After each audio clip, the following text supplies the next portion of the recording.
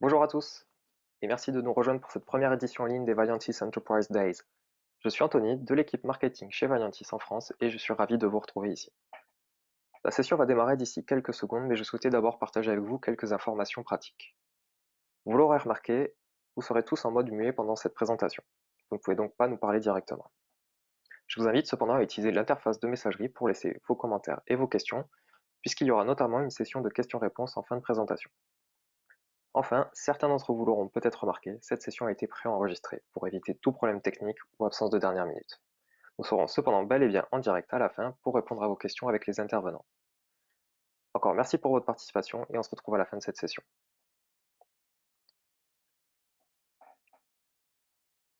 Merci Anthony pour cette introduction.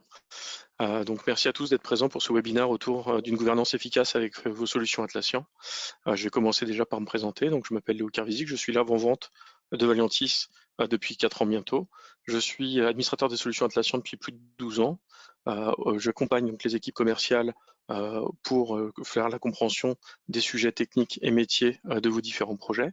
Accessoirement, j'ai aussi une longue expérience autour de l'agilité, de l'ITSM ou de la conduite de projet. Assez récemment, depuis l'acquisition d'Agilcraft par Atlassian pour faire la solution Jira Align, j'ai aussi complété mon background avec une certification SPC pour mieux vous accompagner dans l'agilité à l'échelle. Donc tout de suite, l'agenda de ce webinaire. Donc, je vais faire un rappel sur ce qui est la gouvernance et les grandes thématiques associées, les principaux challenges qu'on va vouloir essayer d'aborder, de résoudre ou d'améliorer au sein d'une gouvernance. Nous allons aussi naturellement voir les éléments clés de cette gouvernance dans vos organisations. Et enfin, naturellement, nous allons finir par la partie questions-réponses. Alors, tout d'abord, je vais réintroduire le sujet. Les solutions Atlassian ces dernières années se sont intégrées au cœur de l'ensemble de beaucoup de systèmes d'information. Et l'objectif, c'est naturellement de faire en sorte que ces applications fonctionnent de manière fiable, aussi bien en termes de performance que de sécurité, mais aussi qu'elles soient correctement accompagnées avec de la formation, de la documentation de vos utilisateurs. Aussi s'assurer que ces outils sont capables de proposer des nouveaux services pour l'innovation de l'entreprise, la proposition de nouveaux services, l'accompagnement de la stratégie de l'entreprise tout au long de l'utilisation de ces solutions. Donc tout d'abord, qu'est-ce qu'une gouvernance? Une gouvernance va s'axer sur trois axes. La stratégie de l'entreprise, de façon à pouvoir justement, comme j'en ai parlé précédemment, s'associer à l'objectif de création de valeur pour les applications dans la durée. Donc l'objectif, c'est de pouvoir déployer régulièrement, de pouvoir innover, de pouvoir corriger aussi, le cas échéant, des problématiques liées à vos applications. Un cadre organisationnel, l'objectif justement, ça va être dans ce cadre-là, de s'assurer que l'application est bien gérée, qu'on a mis en place les bonnes règles, qu'on ne soit pas non plus le chaos, que ce n'est pas toutes les personnes d'entreprise qui peuvent demander l'innovation. Il y a quand même des garde-fous à mettre en place et donc des prises de décision. Ce cadre organisationnel va être là pour ça. Et enfin, il va y avoir le pilotage opérationnel. Donc l'idée, ça va être d'assurer la prise d'informations, tout ce qui va être le reporting, les métriques, de façon à faciliter la prise de décision de la gouvernance sur des stratégies à court, moyen et long terme de votre entreprise. Deuxième point, donc les 5 grandes missions autour de la gouvernance vont être la fiabilité, donc la disponibilité des solutions, la performance, la capacité à répondre correctement aux besoins métiers. Deuxième point, la formation de vos utilisateurs. Ce sont des solutions qui sont issues de l'IT. Dans le cadre d'une DSI, souvent, ces intégrations se passent bien, mais ces dernières années, nous avons vu que les solutions Atlassian s'orientaient de plus en plus vers des accompagnements métiers. Et là, ces accompagnements métiers nécessitent de la formation, potentiellement de la création de communautés de pratiques au sein de vos entreprises. Troisième point, fournir un support, effectivement. Qui dit extension du périmètre, dit naturellement être en capacité de gérer les incidents, les demandes d'assistance, les différents événements liés à la vie de vos applications dans votre organisation. Enfin, il va y avoir prendre des dispositions naturellement en cas d'évolution, je l'ai dit. Le business n'est pas quelque chose de stable, c'est pas quelque chose qui reste statique. On a besoin de pouvoir innover, évoluer, et donc on a besoin d'avoir une capacité à rajouter des nouvelles fonctionnalités. Par exemple, il y avait quelques années encore, souvent l'outil était plutôt orienté gestion du développement. On a rajouté des briques liées par exemple au test management avec X-Ray, ou encore la conduite de projet agile avec Advanced Roadmap, la solution d'Atlassian.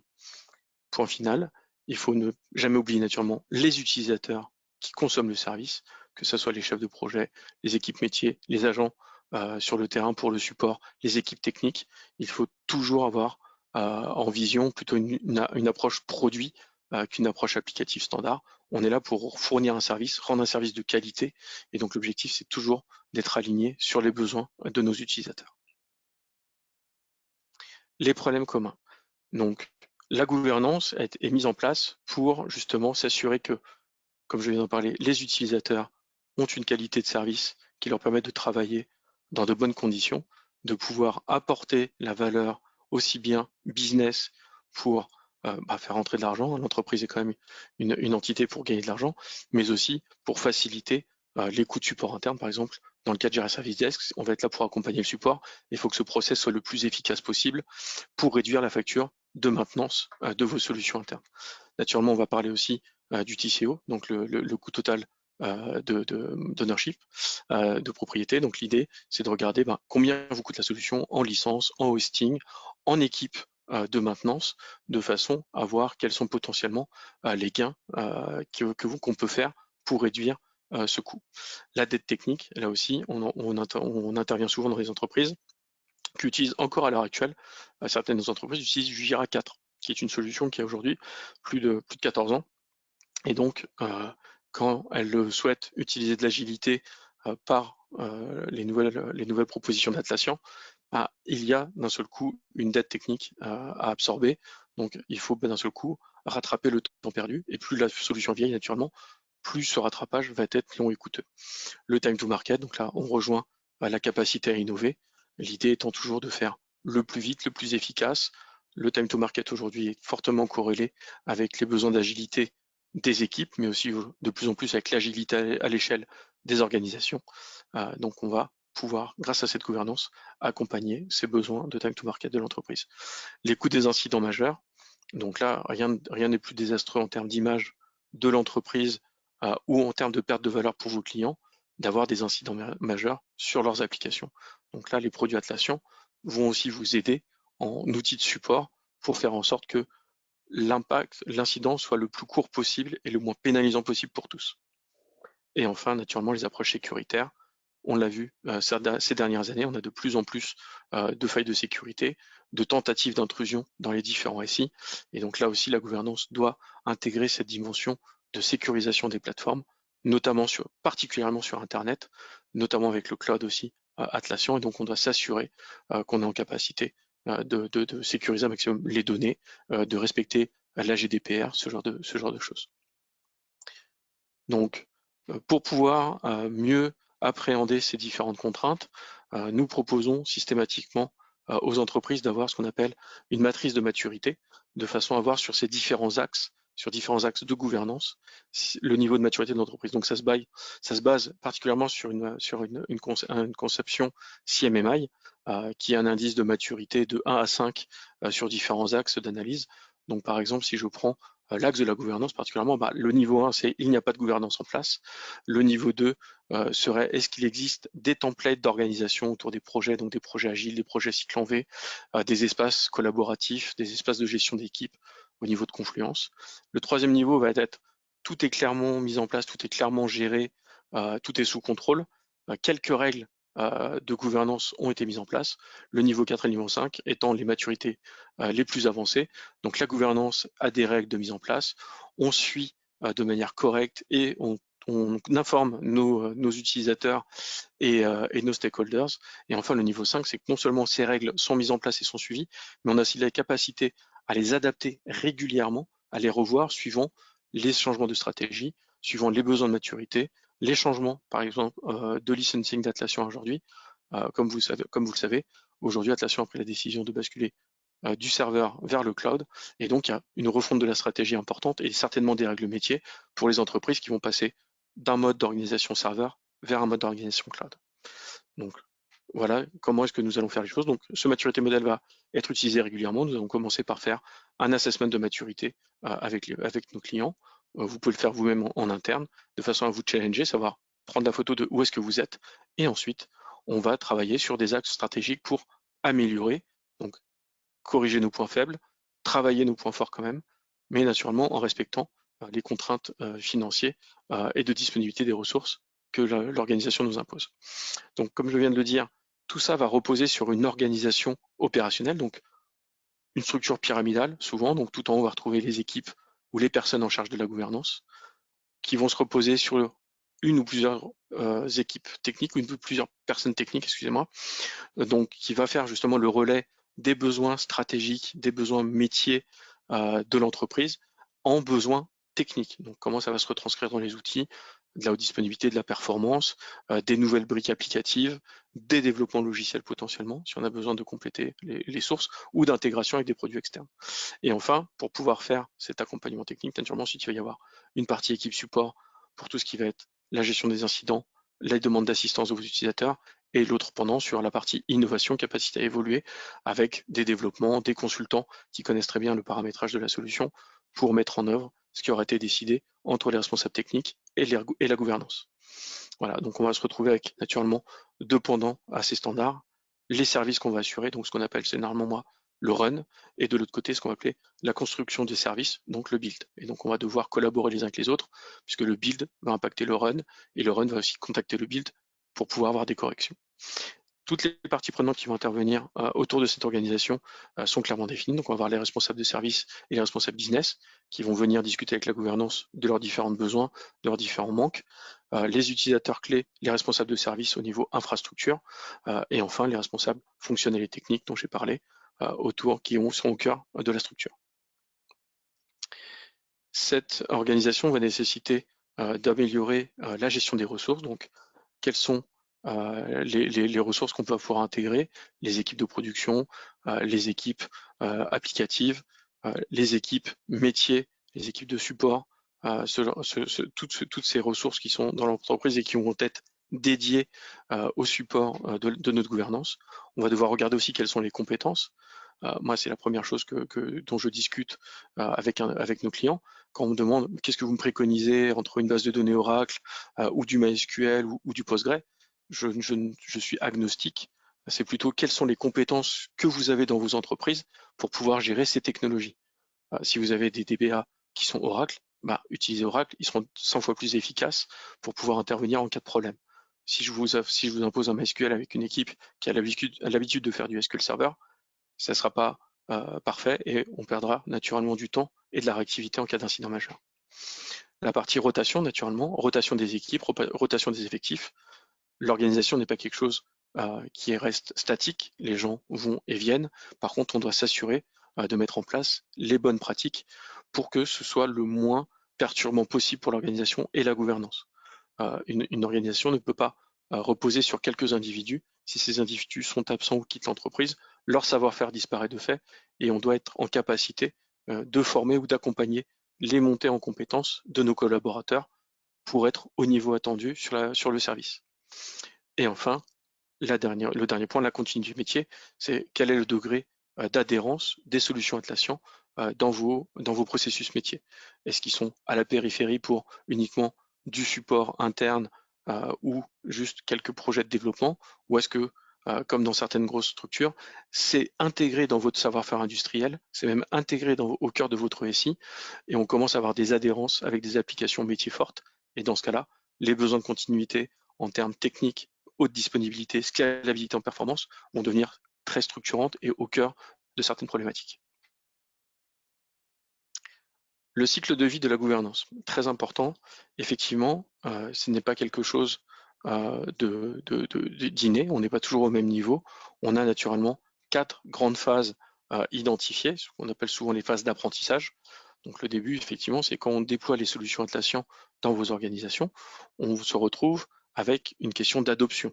Souvent, si le produit n'a pas l'adhésion des utilisateurs, c'est souvent des implémentations, ce que j'appelle mornées, c'est-à-dire qu'on n'a pas le temps de pouvoir prouver la valeur des solutions et le projet s'arrête très vite. Mais si cette adoption est une réussite, on voit que de plus en plus d'utilisateurs et de services viennent consommer ou utiliser plutôt les applications Atlassian et on a une adoption assez forte. Les administrateurs Jira sont plutôt en accompagnement fort de chaque client et même de personnalisation de chaque cas d'usage en fonction des clients qu'on va avoir en face. Ensuite, on va avoir une phase de stabilisation. Une fois qu'on a occupé tout l'espace que nos solutions pouvaient répondre, donc le service apporté à vos utilisateurs. On va se retrouver avec un plateau d'usage, donc plus de nouveaux développements, de nouveaux cas d'usage métier. Les RH ont été intégrés, les équipes techniques de la DSI sont tous utilisateurs. On a occupé vraiment, on a répondu à un maximum de contraintes, et donc l'usage va arrêter de s'étendre. Donc c'est là où potentiellement va commencer les problèmes, parce que en fonction de cette phase d'adoption, on aura potentiellement introduit énormément de complexité dans notre instance, et donc il va y avoir ce qu'on appelle la phase de simplification. Pour créer de l'adhésion, généralement on va vouloir faire du sur-mesure pour nos clients, donc ce qui est très bien pour l'adoption effectivement, mais sur le long terme, ça va se retourner contre nous, parce qu'il y aura trop de complexité. J'interviens de plus en plus dans les grandes entreprises où il commence à avoir des milliers de custom fields, des centaines et des centaines de workflows, et d'un seul coup, pour faire une petite évolution, on commence à prendre des semaines d'analyse pour s'assurer qu'on ne va pas impacter le projet d'un autre, à s'assurer que l'écran n'est pas réutilisé pour d'autres équipes, ce genre de choses. Donc d'un seul coup, la rapidité qu'on avait de mise en œuvre, on la retrouve complètement perdue. Et donc là, je vais parler un petit peu aussi de coût. Donc ce que j'appelle le coût de MCO, donc le coût de la maintenance, va commencer à exploser. Donc c'est là où on va rentrer dans cette phase 3 pour simplifier cette complexité de façon à revenir sur quelque chose de maintenable, de quelque chose qu'on peut maîtriser au niveau de nos coûts, quelque chose qu'on va trouver acceptable. Et donc on va faire cette phase de simplification. À l'issue de cette phase de simplification, il va se poser deux questions.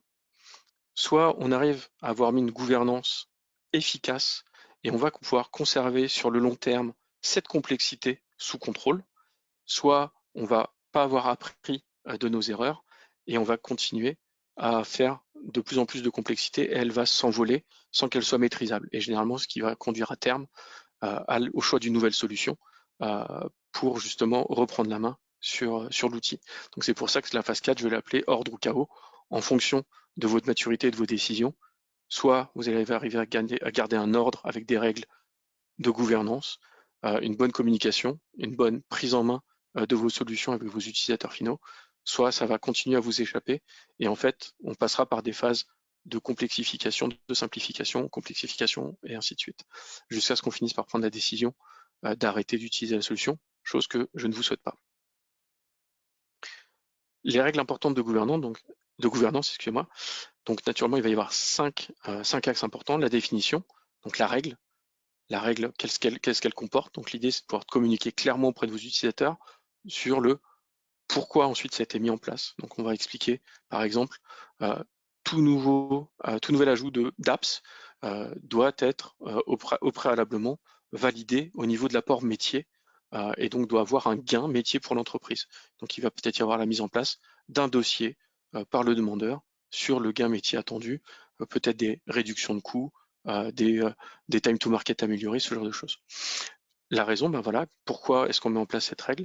De la simple bonne manière, peut-être que on avait acheté ces dernières années beaucoup d'apps pour l'entreprise et que ça a fait augmenter drastiquement le TCO de la solution ou de vos solutions. Et donc, il est nécessaire de reprendre la main sur ce coût et donc de commencer à rationaliser le processus de décision sur l'investissement. La propriété, naturellement, c'est qui va avoir la décision ou quelles sont les personnes qui vont décider pour appliquer cette règle. Quand on soumet le dossier, qui va prendre la décision? La validation, voilà. Donc, qu'est-ce qu'on va ensuite, quels vont être les critères d'approbation? Le coût, la fiabilité, l'éditeur, est-ce que c'est un top vendeur, pas un top vendeur? Est-ce que c'est bien supporté? Est-ce que l'apps peut-être vit régulièrement, ce genre de choses? Et enfin, on va s'assurer que cette règle soit partagée, donc on va mettre en place une transparence totale. Plus votre gouvernance sera présentée, publique, au sein d'un Confluence, par exemple, pour vos utilisateurs, ils pourront aller s'y référer sans vous demander systématiquement au détour d'un couloir je ne comprends pas, mon apps la dernière fois tu l'as pas validé, mais pourquoi? Plus les choses seront transparentes, même les relevés de décision, les dossiers soumis, on peut les partager parce que une apps qu'on a refusée il y a 2 ans, peut-être que aujourd'hui elle fait sens, le coût a peut-être baissé, elle a peut-être ajouté des fonctionnalités métiers importantes et il sera nécessaire de potentiellement changer d'avis au moment opportun. Le processus de support, donc là on intervient sur le support opérationnel des applications. Donc là on est vraiment sur la qualité de service rendu auprès de vos utilisateurs. Donc on va mettre les processus opérationnels standards qui sont dérivés d'ITIL. Donc la gestion des incidents, la gestion des problèmes, la gestion des changements et des demandes d'assistance et des requêtes.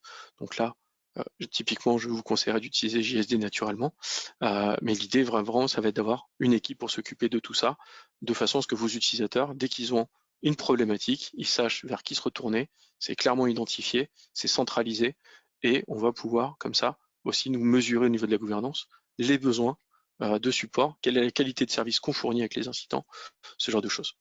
Et on va aussi naturellement avoir tout ce qui va être en relation avec la gestion d'infrastructures et des applications, donc la gestion de la connaissance. On va commencer naturellement par sur quel serveur c'est installé, quels sont les services, comment est-ce qu'on installe l'application, comment est-ce qu'on la met à jour.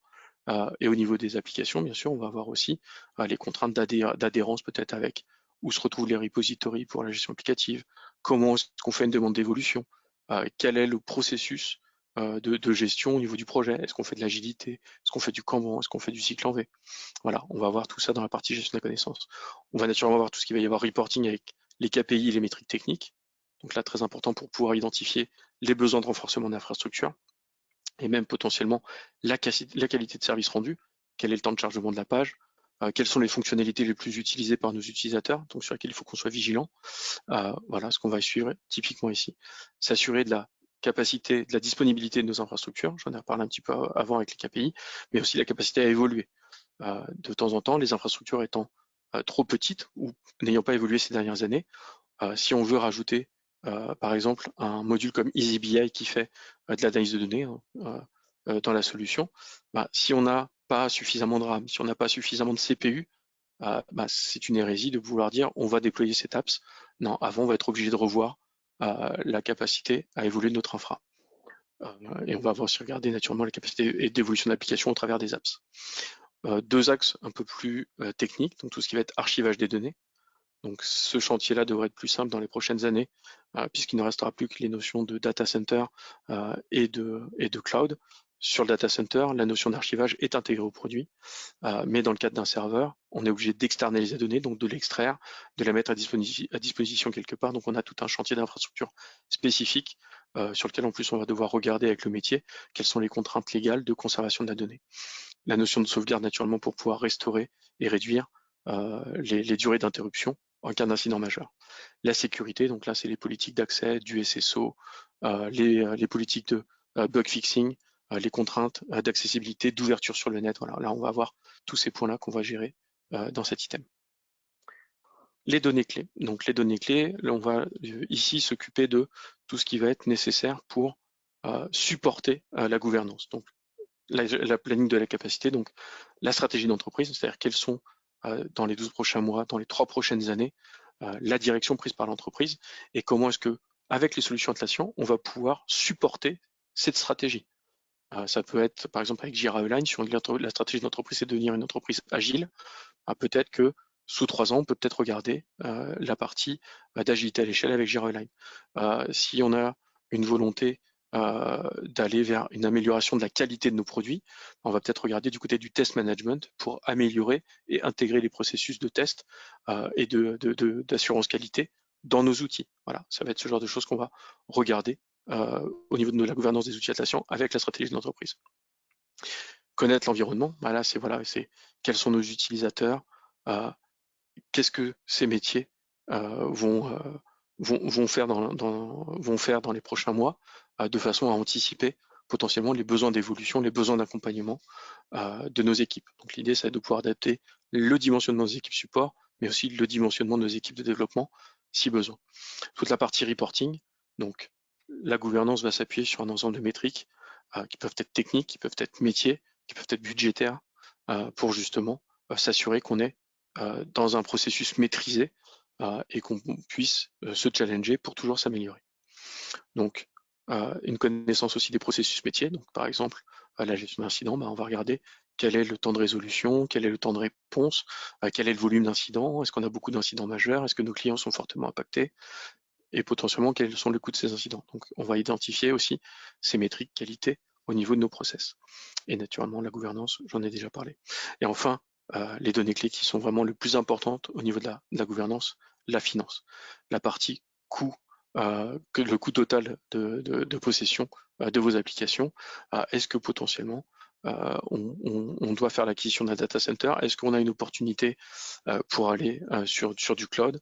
Les coûts de hosting, les coûts d'équipe support, voilà, combien est-ce que ça nous coûte d'avoir ce service-là, combien de personnes, la formation, la communication. Voilà, on va vraiment regarder l'ensemble des métriques financières pour pouvoir se faire une idée de combien ça nous coûte les solutions à date, mais aussi dans les 3 prochaines années, pour voir aussi maîtriser que peut-être que d'ici 2-3 ans, par rapport à nos usages, on va peut-être exploser nos coûts, et donc on doit les anticiper avec le directeur financier, ou on doit regarder pour les réduire. Et naturellement, toujours regarder en ligne de mire le retour sur investissement, puisque ces outils-là sont pour supporter votre capacité à innover, et donc à vous ramener de l'argent. C'est pas uniquement pour faire joli, c'est toujours pour vous aider à pouvoir produire des applications le plus rapidement possible, de pouvoir les monétiser rapidement, quoi qu'il arrive. Et enfin, naturellement, on va regarder avec tout ça, toute cette historique, si on a moyen de pouvoir faire des optimisations financières, réfléchir sur des nouvelles organisations. Aujourd'hui, une des grandes tendances aux États-Unis qui va certainement venir en Europe autour de la digitale échelle, ça va être justement quels sont les changements au niveau de la gestion financière, au niveau de cette agilité, où on ne se base plus vraiment sur le coût de la ressource, mais surtout c'est comment est-ce qu'à coût fixe, on est capable de toujours innover à fond constant l'ensemble de nos plans d'investissement au niveau de la stratégie d'entreprise. Donc en conclusion, comme vous l'avez compris, la gouvernance, n'est pas quelque chose de facile, c'est quelque chose qui touche à énormément de domaines. On peut s'y perdre assez rapidement, mais il est surtout jamais trop tard pour commencer. On a beaucoup d'entreprises qui viennent nous consulter parce que ça fait 5, 6, 10 ans qu'ils utilisent des solutions Atlassian. Ça leur a échappé, il n'y a pas de panique. À partir du moment où on commence à stabiliser les choses, à se poser autour d'une table, à regarder où est-ce qu'on en est, on se rend compte qu'il y a beaucoup de ces briques-là qui sont existantes, mais simplement elles ne sont pas reliées les unes aux autres parce que la gouvernance n'a pas été mise en place, on met l'équipe en place, on commence à structurer et on va pouvoir avancer. Cet objectif de la gouvernance, c'est surtout de ne pas reproduire les erreurs du passé. Alors quand je parle des erreurs du passé, c'est pas nécessairement qu'uniquement avec les outils Atlassian. De plus en plus, je me rends compte que les entreprises viennent nous solliciter pour remplacer des produits après plusieurs années et en fait qui meurent exactement de la même chose que nos produits Atlassian. Coût de maintenance prohibitif, incapacité à évoluer. Le produit n'a pas su être adapté ou s'améliorer. Donc on va regarder pour pouvoir faire en sorte, si on remplace la solution, de pouvoir mettre en place une gouvernance tout de suite. C'est pour ça que la dernière conclusion de ma présentation sera adopter une gouvernance le plus tôt possible. Idéalement, quand vous déployez les solutions, une nouvelle solution quelle qu'elle soit, mettez en place une gouvernance immédiate. Ça vous permettra tout de suite de pouvoir commencer sur un petit périmètre, de mettre les bonnes pratiques, les premières règles, de pouvoir ensuite capitaliser et accompagner la montée en puissance de vos solutions dans votre organisation. Et ça sera quelque chose de naturel. Donc vous allez pouvoir comme ça expliquer, montrer les besoins, le support de vos outils. Et en plus, ça sera une meilleure gestion efficace et vos solutions seront plus pérennes au sein de votre organisation. Naturellement, on n'est jamais à l'abri qu'un outil ne soit pas capable d'évoluer, manque l'entreprise qui supporte l'éditeur n'est pas capable d'accompagner les besoins d'innovation, ça arrive, mais ça c'est une autre question. Merci pour votre attention et n'hésitez pas à me poser quelques questions autour de la gouvernance.